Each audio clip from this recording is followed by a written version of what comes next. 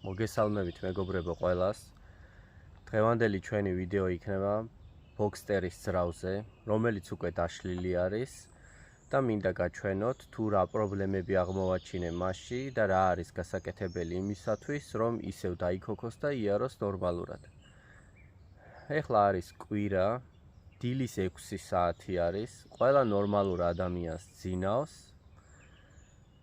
მე კი იმისათვის რომ გადავიღო ძრავი დღეს და გაჩვენოთ, რადგანაც შემდეგ დრო არ მექნება ამისი და არ მინდა ისე მოხდეს, რომ ბევრი რაღაც გამოტოვოთ და ყველაფერი შევცვალო და ბოლოს გაჩვენოთ. ამიტომ აი ესე გადავწყვიტე დღეს დილის 6 საათზე, ასე ველოსიპედით წავიდე გარაჟში და გაჩვენოთ ძრავი თუ რა მდგომარეობაში არის შიგნით. ხო, რისი თქმა მინდოდა. 40 გრადუსი არის გერმანიაში ეს დღეებია სიცხე 38, 39, 40 გრადუსამდე აღწევს და ფაქტიურად წარმოუდგენელი ხდება მუშაობა და თან ჩემთვის მით უმეტეს სამსახურში პროფილაქტიკის შემდეგ მთელი ენერგია აღარ აქვს. ის კი არა 12 საათის შემდეგ უკვე ენერგია საერთოდ აღარ აქვს რომ იმუშაო.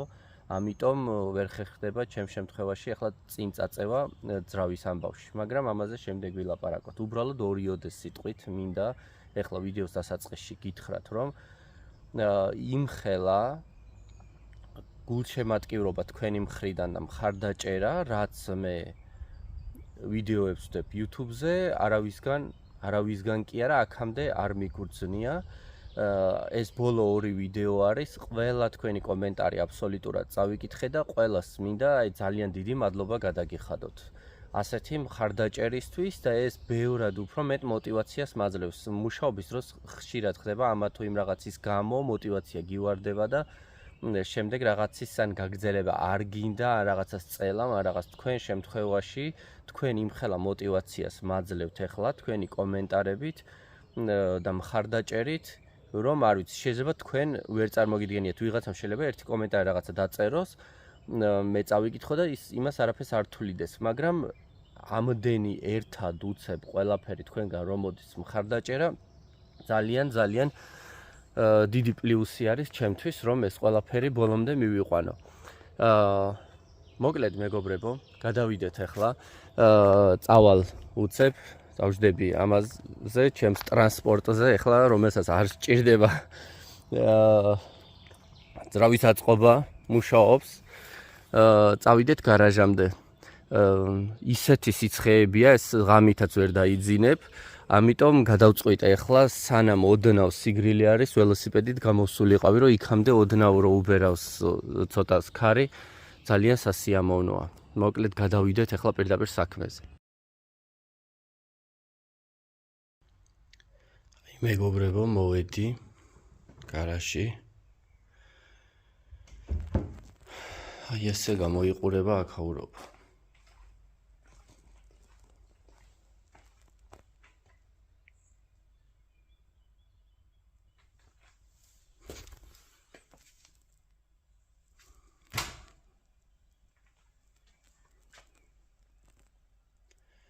მოკლედ დავიწყოთ ახლა. დავიწყოთ იქედან თუ რა ვნახე ძრავში, რა პრობლემები შემხვდა დაშლის დროს. როგორც ვარაუდობდი დაშლამდე, რომ მეხუთე ცილინდრს ჰქონდა პრობლემა, კაკუნის ხმა ნახეთ თქვენ პირველ ვიდეოში. ეს ყველაფერი მოდიოდა მეხუთე ცილინდრიდან. ასევე ჩეკს ენთო და პრობლემა იყო მეხუთე ცილინდრზე. ეწერა რომ გამოტოვება ჰქონდა ცილინდრში წვის. მაგრამ მე დავაბრალე არა ვიფიქრე რომ შეიძლება ყოფილიყო ბაბინების ბრალი, რადგანაც ბაბინები საშინელ მდგომარეობაში იყო. მაგრამ კაკუნიც მოდიოდა სწორედ ამ მეხუთე ცილინდრიდან რა. ქვემოთ რო ჩაიწეოდით აქოქელ ძრავთან, ზუსტად მეხუთე ცილინდრის მხრიდან ისმოდა ეს ხმა. მას შემდეგ რაც პორშინი გავამოძრავე ზემოთ ქვემოთ, ეგრევე ვკლადიშის კაკუნი იყო აი აქ თვითონ შატონზე. ეხლა თქვენ ხედავთ აქ რომ კალენვალი ეგრეთ წოდებული არ არის, მაგრამ გეტყვით სადაც არის და რაშიცაა საქმე, ყველაფერს გეტყვით. მოკლედ ვქონდა მეხუთე ცილინდრზე რა მეხუთე ცილინდრის პორშინს კალენვალზე ვკლადიში აქვს შეჭმული. ამის გამო იყო კაკუნი. ზედა მხარის გამო არა, შატუნზე, არამედ ქვემოთ სადაც ვკლადიში ზის. ეს პირველი პრობლემა. მეორე პრობლემა. პორშეს ავადმყოფობა, რომლის გამოც ძრავების, ალბათ პორშეს ძრავების 50 თუ 60% ასე ვიტყოდი, ამის გამო საერთოდ ნაგვად იქცევა ძრავი და ნადგურდება, ეს არის გერმანულად ამას ქვია ცვიშენველი, ინგლისურად EMS-ი ქვია. პორშე ამ ვალს აჯენს აი აქ, სადაც კალენვალი ზის აი ამ ჩარჩოში, რომელზეც შემდეგ აი აქ ჯაჭვი არის დამაგრებული, აი ეს სქელი ჯაჭვი რომელიც არის და აკავშირებს კალენვალთან ამას. აქეთ ამ მხარეზეც ჯაჭვია დამაგრებული და ერთი მხარე რასპრედვალებს უჭირავს, მეორე მხარეზეც ჯაჭვია დამაგრებული და რასპრედვალებს უჭირავს. აი აქ გვაქვს ჩვეულებრივი, ეგრეთ წოდებული პაჩებნიკი, რასაც ვეძახით, რომელიც ქმნის ძალიან დიდ პრობლემებს, მოირყევა, ჩაიშლება ეს ბურთულები და როგორც კი გადაიწევა ჩვენი ვალი, ოდნავ იცვლება ჩვენი გერმანულად ქვია შტოიაცაიტენ რა მარკირება რა რასაც ქვია რა საჟიგანიასაც რო ეძახიან რუსულად შეიცვლება კუთხე ანუ ჩვენი ჯაჭვები არასწორად დგას ეგრეთ წოდებული რასპრედვალები არასწორად დგას და ეგრევე კლაპნები გლიჯავს იმას რა ქვია პორშინს და კაპიტალური დაზიანება გვაქვს ძრავის და შემდეგ გამოიყურება კლაპნები აი ასე ეხლა ეს ამ ძრავის კლაპნები არ არის, სხვა ძრავის კლაპნებია, რომლებსაც მე ვაკეთებდი, სხვადასხვა ძრავიდანაა, ესენი ყველა არც ერთი არაა, ერთი და იგივედან, აი ხედავთ რა მდგომარეობაშია და თქვენ ჩემი ბევრი ვიდეო გინახავთ, სადაც ასე მდგომარეობაშია კლაპნები და შეგიძლიათ იქ ნახოთ, ვისაც გაინტერესებთ დეტალურად. მოკლედ, ესენი ფუჭდება და ამ შემთხვევაში შეხედეთ, როგორი მორყეულია.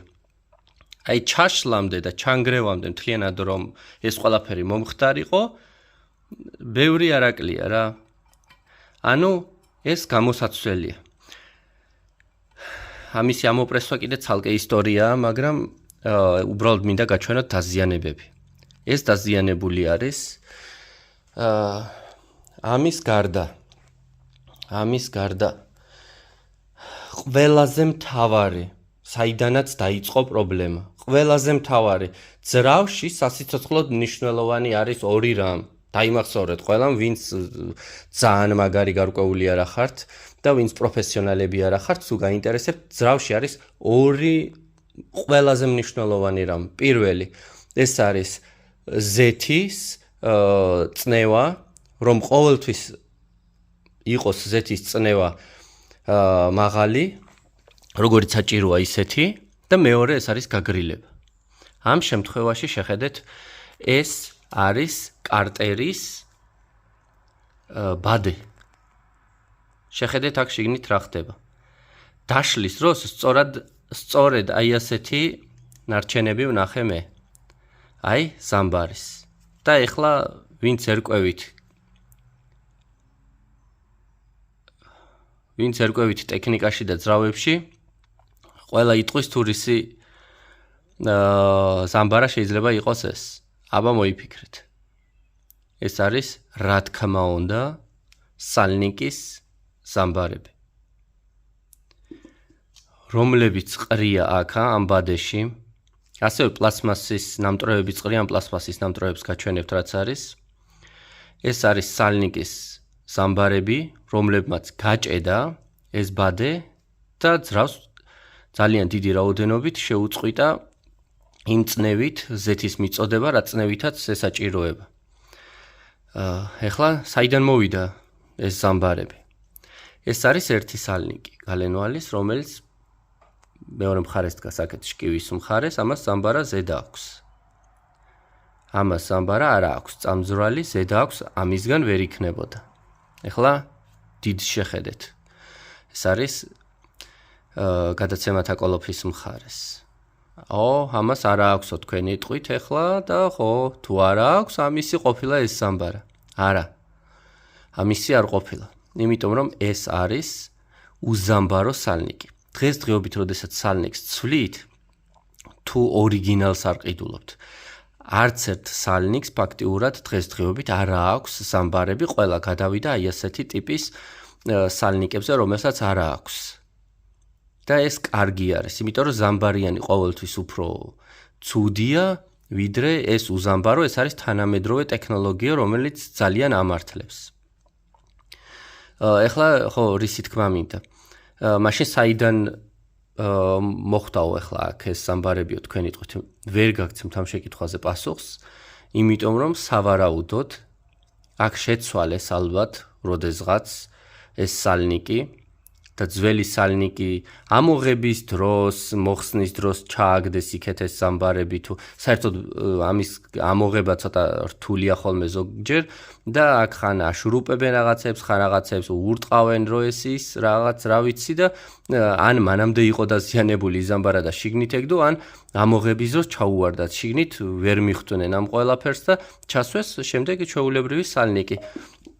მაგრამ შედეგებს აგერ სახეზე ვხედავთ. ეს იყო გადამწყვეტი სასიკვდილო მომენტი ამ ძრავისთვის. და შემდეგ აი როგორ ჯაჭვი ისე მიყვება ყველაფერი ერთმანეთს. ნახეთ, აქ წნევა შეუწყდა, წნევა რომ შეუწყდა, დაეწყო უკმარისობა ძრავს ზეთის წნევის. დაეწყო უკმარისობა და სადაც მომენტი ნახა ყველაზე უფრო ისეთი, იქ გააკეთა დაზიანება, ეს იყო სადაც გითხარით, აი აქ მეხუთეზე, ამ პორშინზე. კლადიში დაზიანდა. ასევე, ხო, რა თქმა უნდა, კითხვა გაგიჩნდება ადამიანს, რომ ის ზამბარები და ისინი რაღაც რო ყრია, შეიძლება ზეთის კანალებში სადღაც გაჭედილია და იმიტომ მოხდა. შეიძლებოდა მაგალითად კალენვალზე ყოფილიყო იმ ადგილას გაჭედილი, სადაც კლადიში ზის, გადაუკეტა ზეთის მიწოდება და შეჭამა ეს შევამოწმე ის ადგილები და კალენვალში არსად არ იყო არაფერი გაჭედილი. შემდეგი კიდევ რაც ვნახე, ეს არის ბაშმაკსაც ვეძახით, რაზეც მოძრაობს ჯაჭვი, ამოტეხილია ეს პლასმასი. ეს ახლა ზეთის წნევის ბრალი არ არის, არც მე ვფიქრობ, რომ სხვა რაღაცების ბრალია, ეს არის უბრალოდ სიძველის გამო მოტეხილი. ასე ახლა თქვენ თუ ხედავთ კადრში, არ ვიცით, აი ამ ადგილს დააკვირდით, ტალღებია ყველგან სიძველისგან. ტემპერატურისგან, სიძველისგან ტალღები აქვს. ეს ამოტეხილია, მაგრამ ეს ჩაღრმავებულებიც სიძველისგან ჩაღრმავებულია ესენი ყველა. მხოლოდ ეს არის გატეხილი, მაგრამ ამ სხვებსაც ეს ჩაღრმავებულები ნამუშევარი აქვს, რა თქმა უნდა, ხა ამ გარბენზე აბა რა იქნება? მე ბევრად უფრო ნაკლებ გარბენიანებზეც როცა ხსნი, იგივე მდგომარეობაში, აი შეხედეთ, რა დონეზე აქვს ჩაღრმავებული. რაც შემდეგ ჯაჭვის მოჭიმვის დონეს გვიცვლის. ცოტა აქ, ცოტა იმაზე, ცოტა ამაზე, ცოტა ამაზე და მთლიანობაში ჯაჭვის მოჭიმვის დონე იცვლება. ასევე აი აქაც თუ გადავალთ, ამას ძალიან ბევრი ბაშმაკი უყენია. აქაც ხედავთ, დამტრეული არ არის, მაგრამ სიძველის გამო შეჭმული არის. აი აქაც იგივე მდგომარეობა არის სიძველის გამო. ჭამა აქვს დაწყებული პლასმას. ოპს. აი ასე. ეხლა გაჩვენებთ აქაც ბაშმაკები უყენია ამას. 1, 2, ამაზეც. აქაც ჭამა აქვს დაწყებული და ოდნავ კუთხე წატეხილივით არის. აი აქ წატეხილივით არა, წატეხილია. აი აქ. მოკლედ ეს არის მეგობრებო ჩვენი დაზიანება, ხო? და კიდევ პატარა რაღაცეები ხა ამის გამოც რავი არ გაფუჭებულა, მაგრამ აი აქ არის წამტრეული ამაზე ეს შემწოვები რაცა ზეთის რაც უყენია. აქ ყველაფერი ორია რა, როგორც ორი ძრავი გქონდეს, ისე ყველაფერი ორი. ეს არის წატეხილი, მაგრამ ამის გამო არაფერი არ მომხდარა, რა თქმა უნდა, ეს უნდა განახლდეს, მაგრამ ამის გამო არაფერი არ მომხდარა ძრავში. ხო. ეხლა ძალიან მნიშვნელოვანი. ზეთის პომპა, ეგრეთ წოდებული ზეთის ნასოსი. გავხსნა, რომ გაჩვენოთ რა ხდება შიგნით. ზეთის უკმარისობის გამო ხედავთ როგორ არის შეჭმული. ზეთის უკმარისობის გამო კი არა, უფრო სწორად მაპატიეთ ზეთში შესული ჭუჭყის გამო, აი მზამბარების გამო შეხედეთ დაატრიალა აქ და შეჭამა ეს ადგილები ეს ალუმინი. იგივე მოხდა ამაზეც, შეჭმული არის ალუმინი. აი აქ.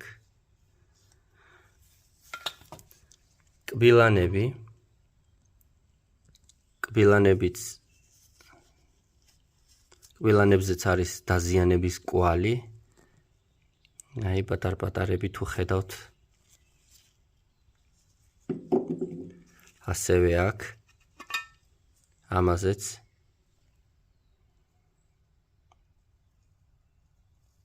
აი და იგივე სიტუაცია არის, რაც აქ აი ამ ზედაპირზე, აქაც აი ასე დახაზული არის. ეს მოხდა აი იმის გამო, იმ ყველაფრის გამო, რაც შიგნით გაჩვენეთ ბადეში ჭუჭყი. ამას აქვს აი ასეთი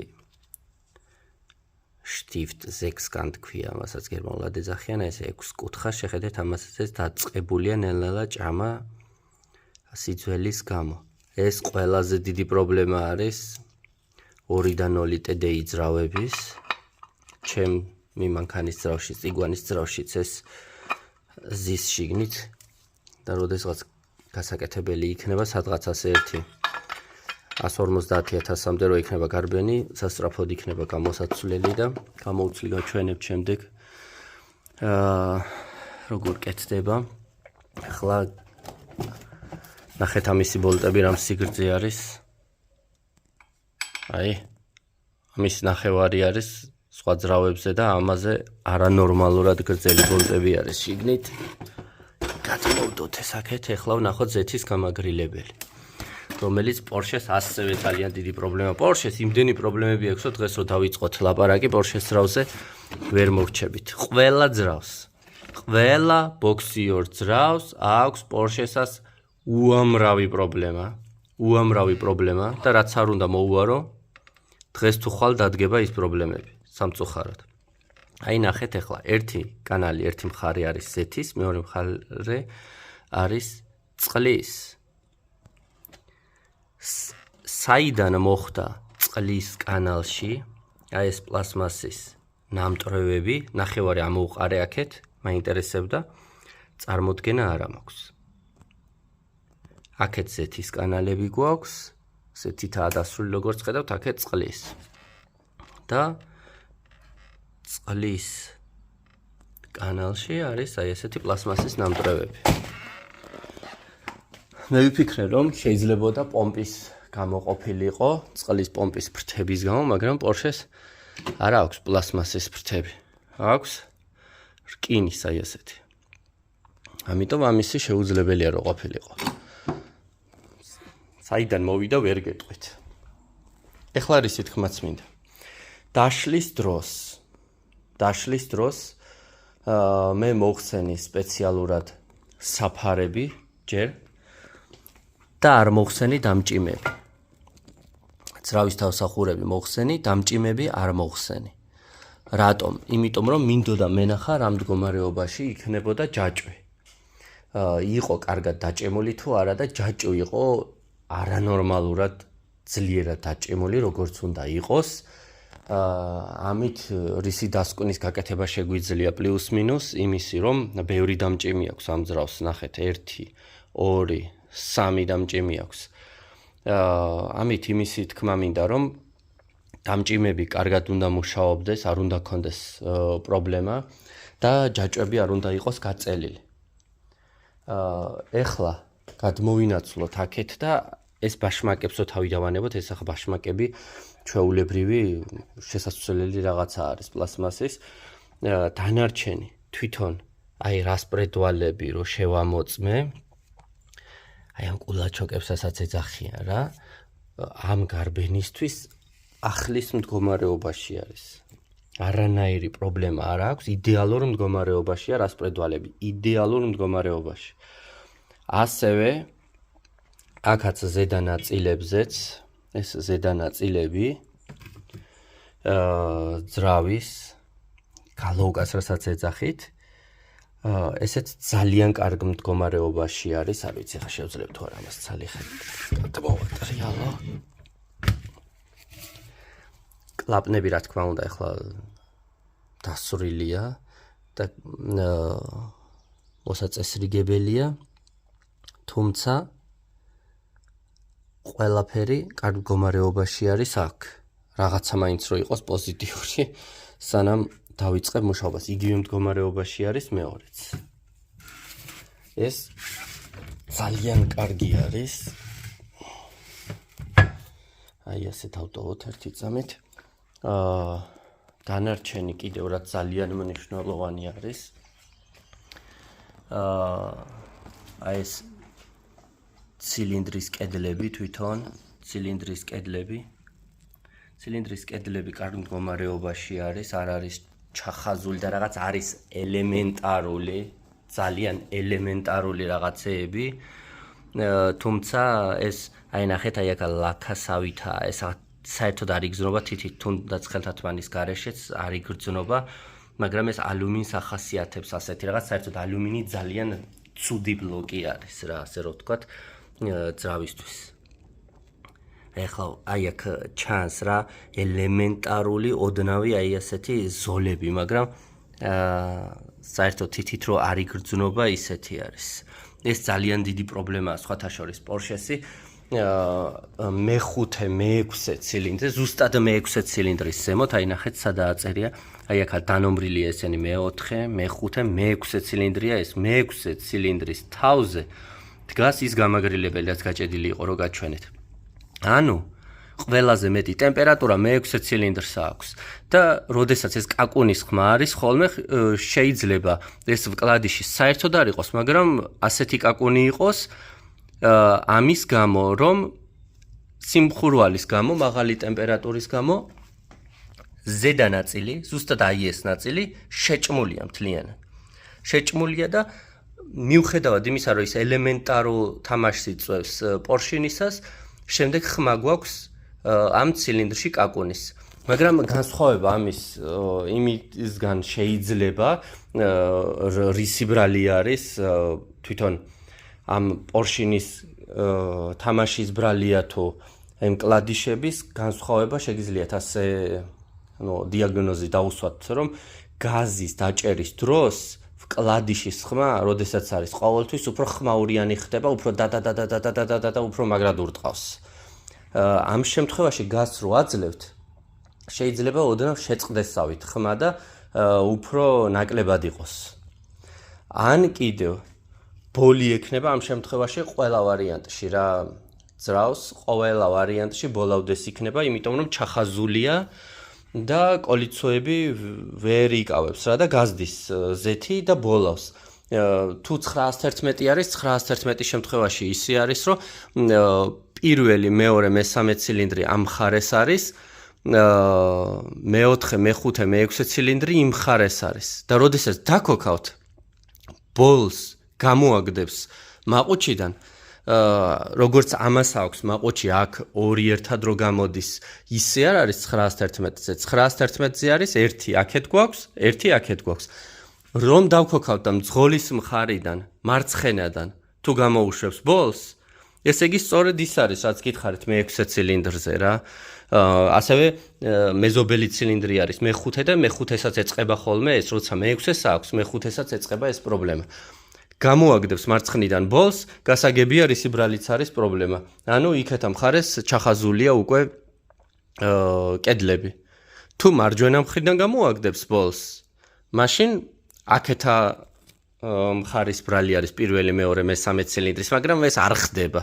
ეს არ ხდება, არასოდეს არ უნდა თქვა ადამიანი იტყვის, მაგრამ ხო, არ ხდება რა, პირველი, მეორე, მესამე ცილინდრი არ არის პრობლემური ცილინდრები. ყოველთვის ბოლი 911-ს აქვს, 911-ს თუ საერთოდ ბოქსი ორძრავს, მეოთხე, მეხუთე, მეექვსის მხრიდან და გითხარით რის გამოც. ეხლა ესენი რა არისო, შეიძლება ვინმეს კითხვა გაუჩნდეს.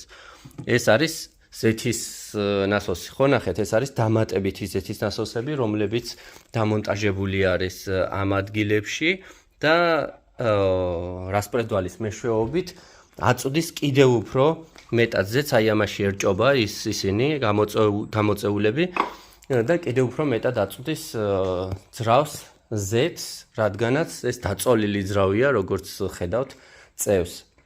ხო, ეხლა გადავიდეთ ყველაზე მთავარზე, მეგობრებო, ყველაზე მთავარზე, რომელიც ყველაზე მეტად მაშინებს და ყველაზე მეტ პრობლემებს მიქმნის. ეს არის სადარისო იტყვით ეხლა თქვენ კალენვალი. რა ქვია კალენვალს ქართულად? მუხლა, ლილვი თუ რაღაცას ვეძახით, ხო? კალენვალი ამ შემთხვევაში აქ არ არის, რადგანაც ახლა სურათს ჩაგიგდებთ, ნახავთ, იმ მეხუთეზე, ერთზე მოხაზული ქონდა თვითონ ამ ვკლადიშს. ვკლადიშის დაზიანება შეიძლება იყოს სხვადასხვაგვარი. ძალიან ცუდ შემთხვევაში, როდესაც ასეთი ხმით მაინც მოძრაობს ხალხი, ზედ, ასე რომ ვთქვათ, შეედუღება თვითონ კალენვალს ვკლადიში. მიდუღებული არის ზედ და მორჩა შემდეგ ვერ მოაშორებთ. ჩაქოჩიც რო აიღოთ და ზუბილად მიუდგეთ და ურტყათ, ვერ მოაშორებთ რა, ის უკვე მისვარკულია რა, ასე რომ ვთქვათ, შედუღებულია ზედ. ამ შემთხვევაში, ჩვენ შემთხვევაში ეს არ იყო, ეხლა სურათებს ჩაგიგდებთ, ნახავთ და თუ მოვიტან, მერე თუ მოვიტან, მოვიტან ალბათ გაკეთებული იქნება თუ არ იქნება და გაჩვენებთ რა მდგომარეობაშია თვითონ ის ვკლადიშე. იყო როგორც აი ქაღალდივით რა. ზედ დატრიალებული. ამისი გაშლიფოვკება და გაპრიალება კალენვალის ჩემითაც შემეძლო მაგალითად. ასევე პროფესიონალური თვითონ სადაც აკეთებენ დანადგარებზე, იქაც აკეთებენ 50 ევრო ღირს გაშლიფოვკება და გაპალიროვკება და კარგი შეგიძლია მისცე იმათ, მაგრამ მე უბრალოდ მიკრომეტრი წამოვიღე სამსახურიდან, გავზომე და ყველაზე დიდი პრობლემა, რასაც წავაწყდი, მიკრომეტრით, როდესაც გავზომე, ასე და ჯვარედინად მეორე მხარეს, ერთ მხარეს ემთხვეოდა ზომები, ნუ სხვებს რო შევადარე, სხვები გავზომე ჯერ, კარგი ადგილები, კარგი ცილინდრის და ანუ აი ნახეთ, რაზედაც კეთდება კალენვალზე ეს, ასე რო გავზომე, მაგალითად, იყო ის ზომა, რაც უნდა იყოს, ხოლო ასე რო გავზომე, ოდნავ ნაკლები გამოვიდა. ანუ ეს რას ნიშნავს? იმას, რომ არ იყო ერთნაირად მრგვალი კალენვალის ის ადგილი. აქ ახლა საუბარი არის, მეგობრებო, 0.5 მმ, 1 მმ საერთოდ არანორმალურობა. 0.5 მმ-ზეც არ არის საუბარი, რაზეც მე ვსაუბრობ. ეს არის 0.5 მმ-ზე ბევრად უფრო ცოტა. აი მეათედებზეა თუ მეასედებზე საუბარი, მიკრომეტრით რომ გავზომე, რაღაც ელემენტარული ქაღალდს რა ზომაც აქვს, ქაღალდი რო გაზომოთ მიკრომეტრით და თმასაც კი აქვს თავისი ზომა, მიკრომეტრით რომ გაზომოთ, აი დაახლოებით რაღაც ისეთი სხვაობა არის, რომელიც შემდეგ ძრავში, როდესაც ძრავი 6000 და 7000 ბრუნზე ტრიალებს, რაღაცა ვიბრაციებს წარმოგვიქმნის, რამაც შემდეგ შეიძლება საერთოდ შეგვიქმნას ძალიან დიდი პრობლემა. ამიტომ ამდენ ფულს ეხლა აქ რო ჩავყრი ამ ძრავში, მინდა რომ ყველაფერი იყოს იდეალურად და წავიღე სპეციალისტთან თვითონ ეს კალენვალი. კალენვალის ყიდვა, მეგობრებო, ფაქტიურად შეუძლებელი არის ამ ძრავის კალენვალის ყიდვა, იმიტომ რომ 4500 ევრო ღირს ახალი კალენვალი, ეს ხო სისულელეა, არანორმალური რაღაც არის, ვერ შევძლებ მის ყიდვას. ვერც შევძლებ და არც გადავიხდი. მეორე ვარიანტი. ნახმარი კალენვალი. ნახმარი კალენვალები კარგ მდგომარეობაში არ იყიდება საერთოდ არ არის და არის მხოლოდ დაზიანებებით. ან ისეთი დაზიანებით, როგორც ჩემსაც აქვს, ან უფრო უარესი აქვს რაღაცა ჭირს. და 1200-1300 ევრო ღირს. ანუ ისიც გასაკეთებლად არის, მაგისთვის ყიდიან.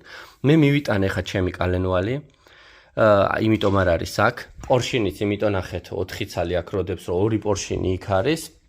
ერთი დაზიანებული იმით რომ შატუნით და მეორე კარგით რომ შეადაროს იქ ზომებში და ვაპირებთ ესეთ რაღაცას. ჯერ პირველ რიგში უნდა შეამოწმოს რომ არანაირი ბზარი არ აქვს კალენვალს.